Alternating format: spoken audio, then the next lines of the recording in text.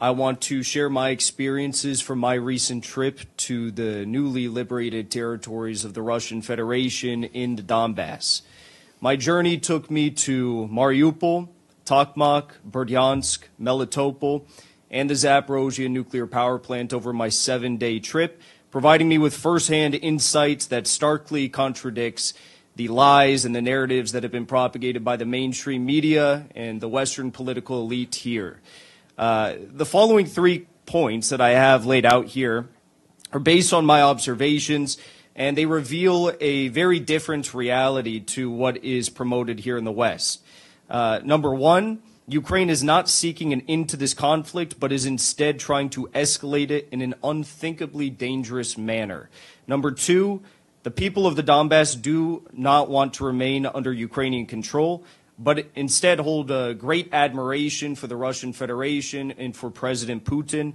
Number 3, Ukraine is not defeating Russia, but is instead using its Western support to carry out horrifying acts of terrorism against the people of the Donbass that they claim they want to save. So first, let's talk about Mariupol. It's the first place I went. During the hour-long drive into Mariupol, which we made very late in the night, I saw over 1,000 construction vehicles on the highway into the city. And that's not me being hyperbolic, it's true. I've never seen anything like that in my life. Construction teams are working diligently to rebuild not just the areas that have been destroyed by the war, but the areas that have been neglected for years and years and years by previous Ukrainian governments. In Mariupol itself, in the city, the work of these construction teams was all the more evident. There are new schools, beautiful parks, gyms, theaters, stores, hotels, and thousands of homes that have been given free to the victims of the conflict in Mariupol and for the surrounding areas. Residents express their gratitude for a government that is proactive and committed to responding to their needs. Mariupol residents also proudly shared with me the remarkable efficiency of these construction crews. I talked to one little girl, 14 years old, at a park that I visited in Mariupol, and she told me that the construction teams that Russia sends in can build 2 blocks of infrastructure within 1 to 2 weeks. And I told her how amazing that was, because in America it takes years to get a permit to build at least 1 road. But that was the truth. That's what was really going on, and it was incredible.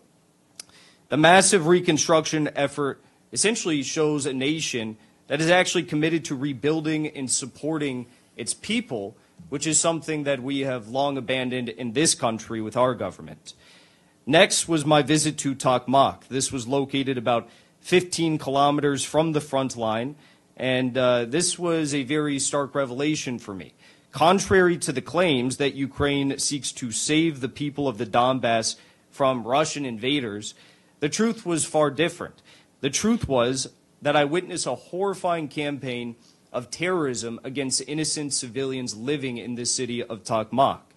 The first site that we encountered in Tokmak was a massive crater from a missile that had exploded just a few feet from a kindergarten playground, just 2 months before I'd arrived.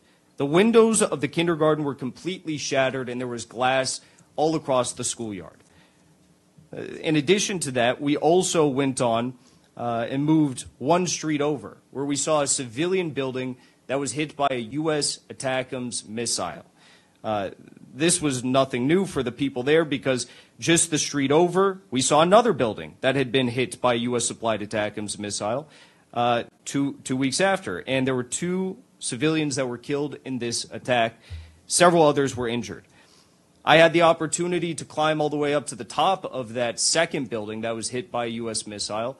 And there was a few of us journalists that went up there. It was very dangerous because the entire roof of the building had collapsed. But what shocked me the most was in the building, I didn't see Russian military supplies. I didn't see guns. I didn't see Kalashnikovs or anything like that. I saw school supplies. I saw children's toys. And I saw everyday household items. When I descended from the top of the building, which was in tatters, I actually had the opportunity to talk to the wife of one of the victims of this attack. Her husband was actually killed in the attack. They tried to save him. His leg got blown off by this U.S. missile and he bled out on the scene despite the best efforts of the people that were trying to revive him. She explained that Ukraine was routinely targeting their neighborhood with missile strikes, fully aware that they were bombing civilian areas rather than military targets. So for every time that Zelensky comes out and begs for more weapons, more missiles, more U.S. support, just know that it's being used to bomb innocent civilians in places like Tokmak and all across the Donbass. Also in Tokmak, we crossed the street one more time to a third building that had been bombed by a U.S.-supplied missile 2 weeks before we arrived. So all of this happened in the span of 2 months. In a garden in front of the building that we visited, several elderly residents shared their experiences with us. Some of these residents had actually voted for Zelensky for president in 2019, but now expressed their profound disgust in his actions and the U.S.-backed Ukrainian terrorism affecting their homes. They now voiced their total admiration for Russian President Vladimir Putin, and they had nothing but nice things to say.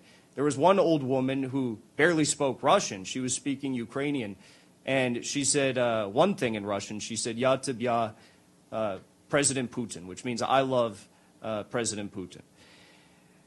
It was very interesting to hear from the actual voices of the people of the Donbass, because everyone in the mainstream media, doesn't matter if it's on the left or the right, has failed to actually report on what the people there are saying. Lastly, and probably most shockingly, was my visit to the Zaporozhye nuclear power plant.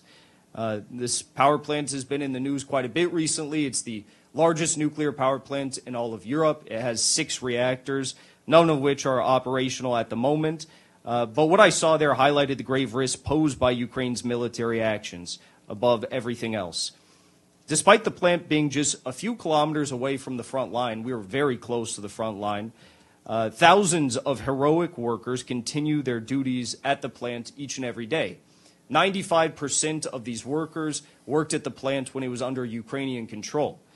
However, several points of critical infrastructure at the plant have recently been compromised by Ukrainian drone attacks and shelling.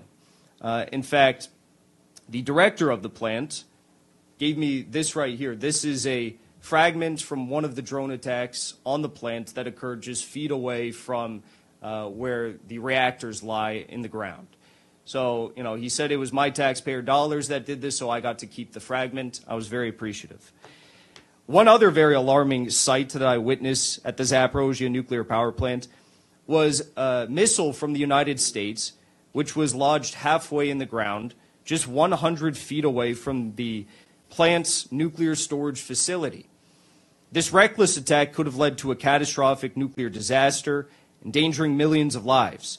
Such actions are far from the moral code of conduct that any real military, any just military, should uphold. In conclusion, my observations from the Donbass reveal a reality that is starkly different from the narratives presented by Western mainstream media and politicians. The truth I've witnessed shows that Ukraine is not on the path to victory, but rather escalating a conflict where there is no need to do so. The horrifying acts of terrorism carried out against civilians in Tokmak and the reckless jeopardization of nuclear safety at the Zaporozhye power plant illustrate a deliberate strategy of violence and escalation rather than a genuine pursuit of peace. The people of the Donbass, who have endured immense suffering, are now experiencing a measure of hope and rebuilding under Russian efforts, a hope that stands in stark contrast to the false portrayals of Russian aggression and Ukrainian victimhood. I think today, more so than ever before, we need to heed the words of the now free Julian Assange, who once said, "If wars can be started by lies, peace can be started by the truth." It is imperative that we confront these falsehoods and work towards de-escalating the conflict. And in fact, for all the journalists in attendance here today, I encourage you to visit the Donbass yourself from the side that's been liberated. CNN has indicated that they want to come out with me on my next visit to the Donbass, so we'll see if they stick to their word. But if any of you want to come out, we can talk. Most importantly, we must commit ourselves to reporting the truth, shining a light on the innocent civilians caught in the crossfire, and seeking a path to genuine peace. Only through truth and transparency can we hope to resolve this conflict and prevent the devastating possibility of a global catastrophe. Thank you.